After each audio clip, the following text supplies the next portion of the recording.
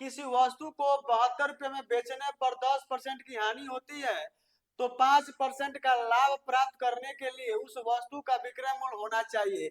यानी जानते हैं 72 रुपया में हम कोई चीज बेच रहे हैं तो 10% की क्या हो रहा है जी, हानि हो रहा है। तो बताइए इसका मतलब वो वस्तु 72 में से ज्यादा खरीदे हैं तभी तो हमको हानि हो रहा है जी।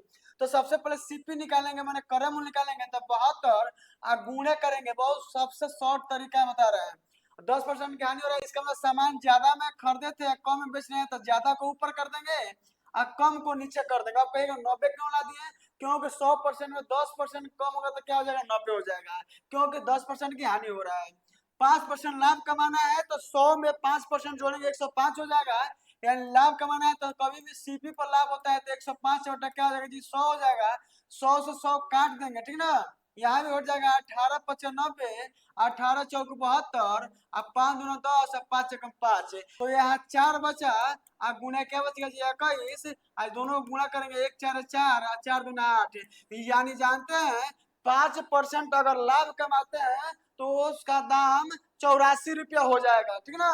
अब समझिएगा सीपी तो हम लोग निकाले, डायरेक्ट बना दिए, लेकिन सीपी जानकारी नहीं हुआ, तो आइए दूसरा मेथड से बनाने का प्रयास करते हैं। यानी 10% की हानि हो रहा है तो 90% का मान कितना दे रहा है जी, 90% का मान 72 दे रहा है, तो 100% का मान कितना हो जाएगा जी, 100% का 72 × 100 अब बटा में 90 हो जाएगा, प्रतिशत से प्रतिशत कट गया, ये 0 से 0 कट जाएगा, 9×72, यानी 80 रुपया हमारा सीपी निकल गया। क्या निकल गया जी, 80 रुपया सीपी निकल गया।